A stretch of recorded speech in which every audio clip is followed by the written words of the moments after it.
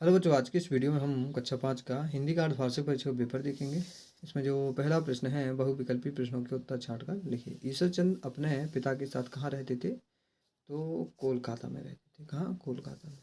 निम्न शब्दों में से कौन सा सूरज का पर्यायवाची नहीं है? तो रजनीपति नहीं। नूरे ने कौन सा खिलौना खरीदा था? तो चिमटा खरीदा था। कौन सा खिलौना? चिमटा। पन्ना ने किसकी रक्षा के लिए अपने पुत्र का बलिदान किया था? उदय सिंह की रक्षा के लिए। रावण के पुत्र का नाम था मेघनाद। क्या था? मेघनाद। द्वितीय स्थान देख लेंगे। शिवाजी की तलवार का नाम भवानी था। गुजरात में रंग बिरंगे परिधान पहनकर गरबा नृत्य होता है।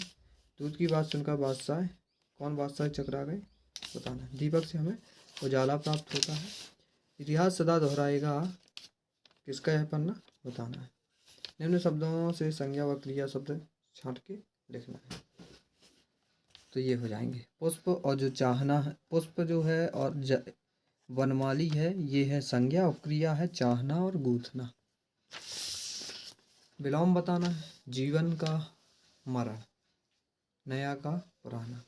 वाक्यों का प्रकार देखकर उनके प्रयोग बताना है। प्रश्नवाचक वाक्य और विस्मयादिबोधक। विशेषण के कोई दो उदाहरण बताना है और निम्न शब्दों के दो पर्यायवाची बताना। पर्वत के शैल और नग, धरती के पृथ्वी और धारा। निम्न दिए गए शब्दों के बहुवचन बनाकर लिखना है। खिलौना का खिलौने, लड़का का लड़के हो जाएगा। निम्नलिखित मुहावरों का प्रयोग कर लिखिए। छूमंतर होना, भाग जाना। गदगद होना, खुशी होना। उल्लू बनाना, मूर्ख बनाना हो जाएगा। कुड़ाना दुर्ग का नाम सिंहगढ़ क्यों रखा गया? बताना है। मैसूर के दशहरे का वर्णन अपने शब्दों में लिखना।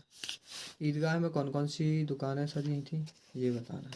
पुष्प ने कहाँ कहाँ नहीं चढ़ने की इच्छा व्यक्त की है? ये बताना है। संस्कृत खंड है। प्रश्नों के उत्तर बताना है। कहाँ श्याम वर्ण, कहाँ श्वेत वर्ण, कहाँ स्नानम करोति। पद्यांश के पढ़ के प्रश्नों के उत्तर बताना है। ये पद्यांश है, इसको पढ़ देंगे फिर प्रश्नों के उत्तर बताना। यह पद्यांश किस पाठ से लिया गया है? इसके कवि का नाम क्या?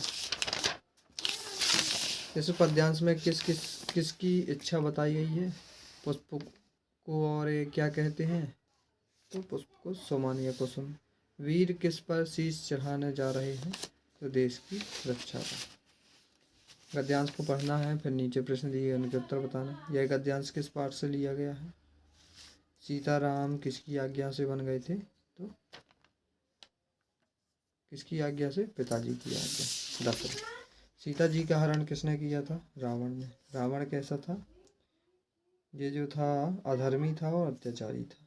श्री राम जी ने किसकी सहायता से सेना बनाई थी? तो सुग्रीव और वानरों की। 25वां प्रश्न। ईदगाह अथवा बुद्धि का फल कहानी का सारांश लिखना है अथवा हमें अपने प्राचार्य जी को 3 दिन के अवकाश के लिए प्रार्थना पत्र लिखना है।